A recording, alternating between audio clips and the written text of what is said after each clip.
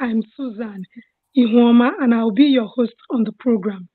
Every week on Climate Care, we bring you conversations that help us understand how climate and environmental issues affect our health, our livelihoods, and our future. Now, if you saw our flyer for today's program, I'm sure you'll be wondering when oil spills, what does that even mean? Or perhaps you're just hearing it. But the truth is, today we'll be completing that conversation. When oil spills, communities lose more than oil. That is the truth. Whenever oil spills, and you know, rivers become polluted, farmlands are damaged, livelihoods disappear, and families are left to deal with the lasting consequences. Today on the program, I'll be joined by Mr. Diolu Tobechukwu Prosper. Diolu is the founder of Link Green Climate Change Initiative and a fourth recognized climate justice advocate, environmental rights defender, and the convener of the annual Look Beyond Oil Conference, one of Nigeria's leading platforms on energy transition and the future beyond oil. This conference brings together over 1,000 stakeholders annually, and this has reached more than 300,000 people online. Diolu will help us understand how environmental pollution is destroying livelihoods in the Niger Delta. To be part of the program, you can call our phone line 0700 0917 09155917 You can call the toll-free line 0800 1235917 or our WhatsApp line 07031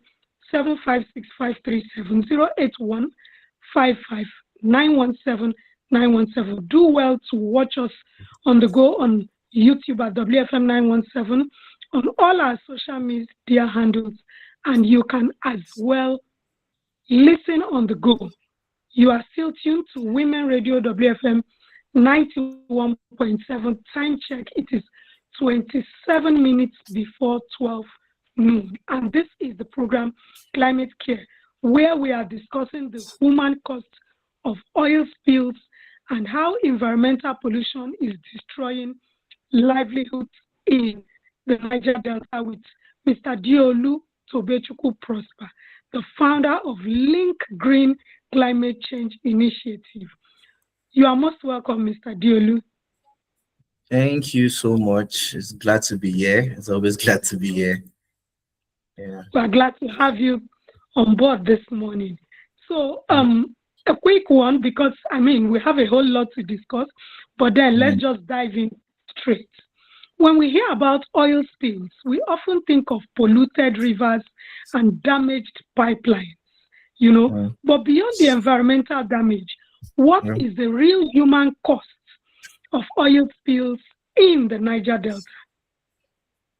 Oil spills, from early 1958, when oil was first discovered in Otuabagi, Bayelsa State, we've been talking about this oil spillage and the irresponsible extraction in Niger Delta. And we can talk about it and make it sound like a cliche, because a lot of people talk about oil spill, but most people don't understand the depth of the crisis and how it affects people. To be honest, it is damning. First of all, the UNEP report in 2013 puts Niger Delta's life expectancy at 43 years. That means the life expectancy of an average Niger Deltan is 43 years. The quality of air, we are taking in methane, hydrocarbon. In most communities, benzene is found in their water. And that is one of the major lead causes of cancer. And so you see a lot of women having birth defects. In fact, in Otuabagi, a study was conducted by Kabatkache Foundation that found hydrocarbon in the blood of every woman that was tested. And so you can imagine that we're working And I mean, we used to make this joke in Niger Delta that everybody in Niger Delta can explode anytime, right? Because there's hydrocarbon in our blood. And if you go to communities in Bielsa and you fetch water from even when you on your tap, sometimes you see crude oil, sometimes you see, sometimes you see pockets of black substance, especially in communities in Bielsa State. I was recently in Nembe where one new university was built, and I was with their students, and they showed me their bodies, burns, marks, different kinds of rashes, different kinds of infection.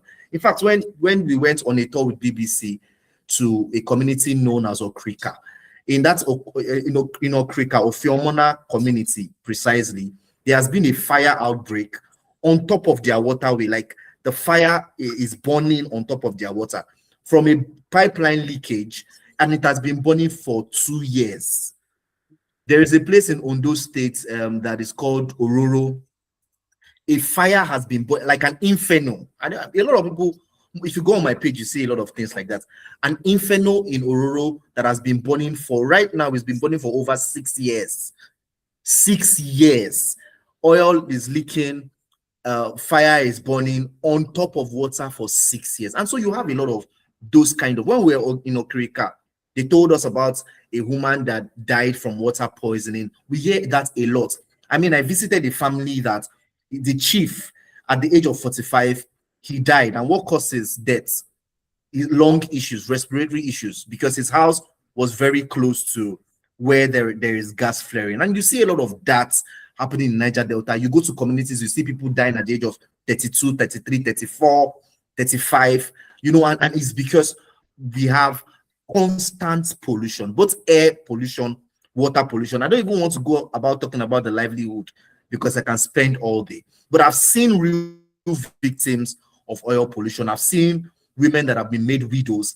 I've seen men that have been made widows. I've seen people that have been made orphans, and I've seen children die from cholera. In a community in Bielsa State we call Eweleso, where there was a cholera outbreak, they lost over 20 to 30 children in the space of three weeks.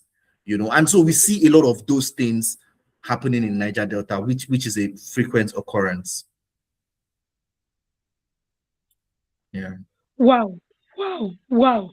Even for me, it's mind-boggling that the life expectancy is 43 years.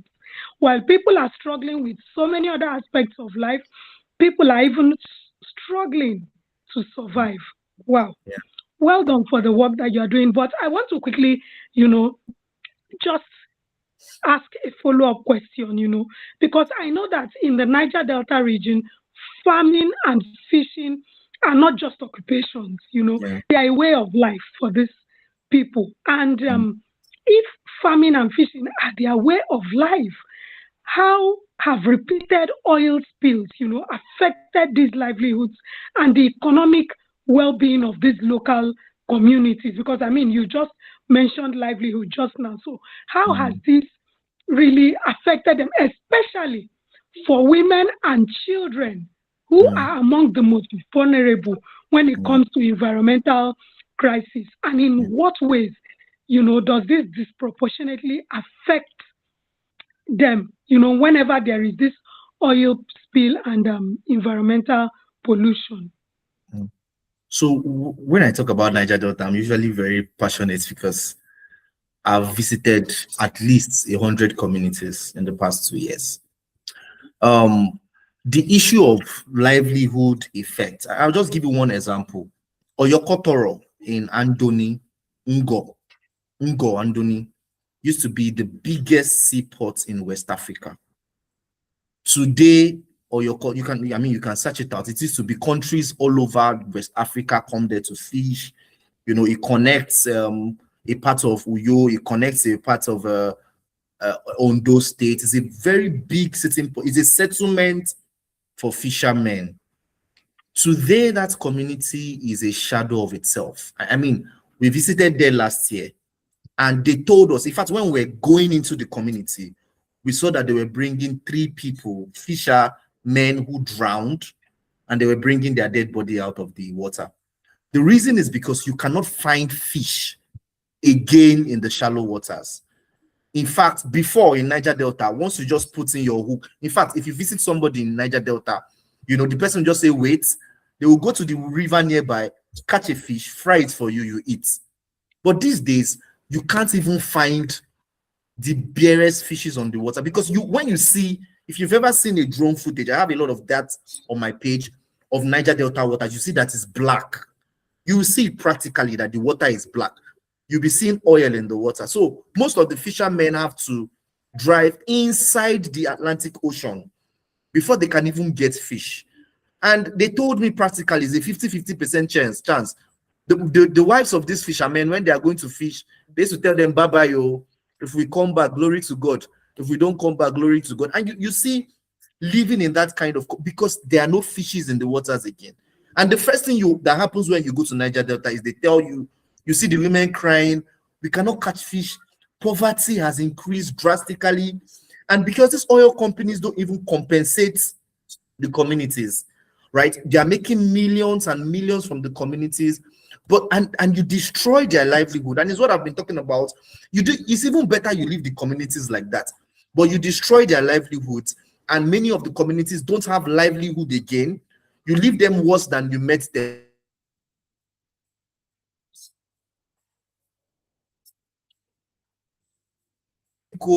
They pick snails, but when last did you even see a horde of snails?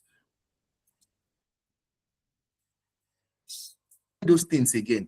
In Bukuma last year, there was an eruption there was a fire eruption. Bukuma is in Degema, right? Where that fire was burning for over 3 months, oil spillage in the water. The women that were going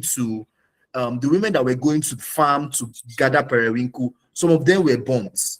Some of them were practically burnt, right, by that oil. And you see a lot of that. There's a particular community in Ogoni too, where because of the activities of mining, right, these women used to pick periwinkle and smoke. I'm telling you, reality. These are things I've seen on field. Because of the activities of those miners and the activities of exploration, the ground became very, they dig and they dig and they dig. And so there's high chance of erosion and unstable foundation. That ground fell on those women. I think they lost over 15 to 20 women in that community. They call Konobwe community in Gokana local government. I'm just talking about the ones that I know, right, that I've heard report. And then you have series of those kind of issues where the livelihood of those women are and then you see that most of the farming and fishing, apart from the high-end fishing, basic periwinkle picking, processing of those fishes, selling of those fishes are done by women. And you go to a market that used to be very popular, Nembe Waterside, those days, 5 years, 10 years ago, when you go there, you see a lot of fishes, but now you can't even find women there again because a lot of them are out of work. Where will they get the fishes from? And it's just very terrible that sometimes even in those riverine areas, the fishes are more expensive. So we rely on the fishes that they import, from the Atlantic Ocean. And it's just a mess because a lot of those women are now facing extreme poverty, which has led to a lot of children not being able to go to schools, and you see healthcare is messed up because the women most times are even the most affected by this because they are the ones that stay at home. They are the nurturers. And so when you hear gas flaring, oil spillage, the women are the ones that go to fetch water. So they have direct impact or they have direct interaction with the pollution. And most of the health effects are felt by women. There's been a surge in breast cancer in Niger Delta.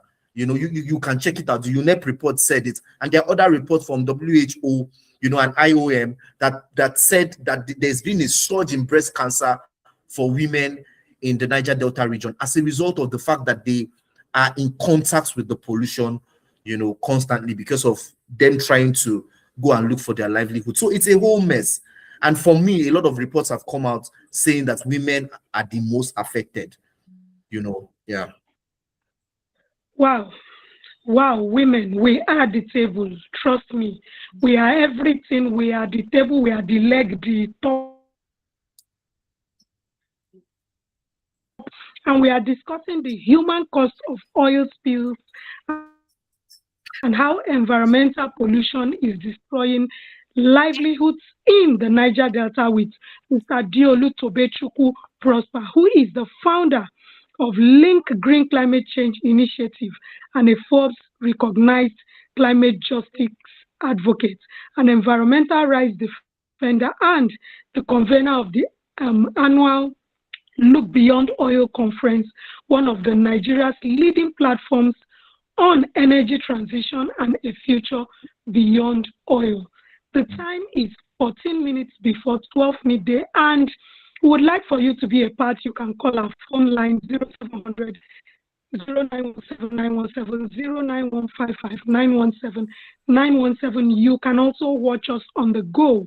We are live on YouTube at WFM 91.7 and on all our social media handles. You see, most times when we say that women are more vulnerable when there's environmental pollution, climate justice, and what have you, people wonder, how do you mean? What do you mean? Now, look at the health challenges these women who live in these areas experience just because, you know, they are the homemakers in these places, they are the ones in the communities. Look at them losing their sources of livelihood because of pollution. Again, let's quickly look at what are despite government efforts now, because we also know that we hear about government efforts and other stakeholders. You've mentioned a couple of research that has gone in. We've had INGOs go to those places, but oil spill continues to occur. So, in your own view, now, what more needs to be done to prevent these incidents and ensure affected communities receive the support they deserve? So, I mean, it's a complex. The oil industry is very, very broad and very complex, right? And because our regulators, NOSRA, who should be the major regulators for oil spill, and one of the greatest problem we have is that the Nigerian state itself is largely responsible for oil exploration. In fact, when Shell maliciously left this country, they left most of their assets under the care of NNPC.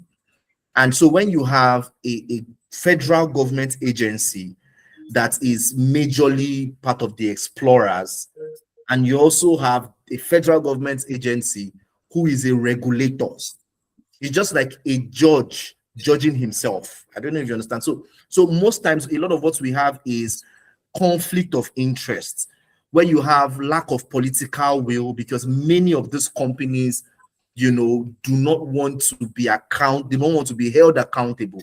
And sadly, a lot of them have some kind of backing from the federal government, and it's because of the way it has been designed. And so we have clamored for a truly independent oil regulator, because Nigeria is not the only country that has oil exploration. In fact, we are not the first 10 in the world, though. There's US, there's Saudi Arabia, there are other countries that explore oil. There's Dubai. And I was telling one of my friends recently, if Nigeria was like Dubai, or Nigeria was like Qatar, or Nigeria was like Saudi Arabia, do you think I'll have a job? I'll be doing this thing I'm doing? I mean, we'll be proud of our oil, and that's the truth, right? But what do those countries have that we do not have? Regulation. If you go on ship, if you've traveled on water, the moment you cross some certain countries, you have to change your engine. If you are entering into the coast of Texas or one of these countries in America, right? I went on that boat cruise, and once you enter their waterways, they will tell you to change your engine to a cleaner engine. So you see that a lot of these countries have regulation. In fact, recently, I was hearing about a cruise ship in a part of US where one of our Nigerian boat captain urinated on the water, and he was arrested, and he paid $6,000 fine. 6,000, and because of this Nigerian culture, the guy urinated on the water in US, and they seized the entire ship. But in Nigeria, yes, sometimes when you see the ships in the water, they throw everything. The dirt from the ship goes into the water. They just open it, and you begin to see. So you see that we don't have good regulation in Nigeria, and that's the major problem. Because why will you have oil spillage that is lasting for 2 years? Why will you have an oil spillage that is lasting for 6 months? The gas bubbling that I reported on that is happening in Bile, methane coming under the ground. If they cannot even cook in their houses, because if they on lights, there will be an explosion. You see those kind of things, and it has been happening since November last year till now. So you see that we have a major problem of regulation, and that's why we always call out NOSRA. You guys are responsible to regulate oil companies, and you are supposed to be independent. But we find a gap in the fact, because if you give people free pass, the truth is that we have the laws. We have the PIA Act, which I've been clamoring that we should review. We have the Petroleum Upstream Downstream Act. We have all those things. We have laws for decommissioning. But the problem we have in Nigeria is not laws. The problem we have is the fact that can you hear me? Right. The problem we have is the fact that we do not have enforcement of those laws. Yeah. Am I still can you still hear me? Yes, I can. Yes, I can. Awesome. Yes.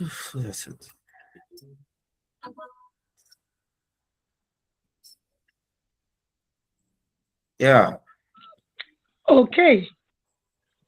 So if I get you, I will the problem is not that we do not have the laws. We have a lot of laws and policies, which is what we always talk about. Nigeria, we are very quick, to sign so many documents, but implementation and regulation has been a big, huge gap in all, not just in the oil sector or whatever, but even in different sectors in Nigeria.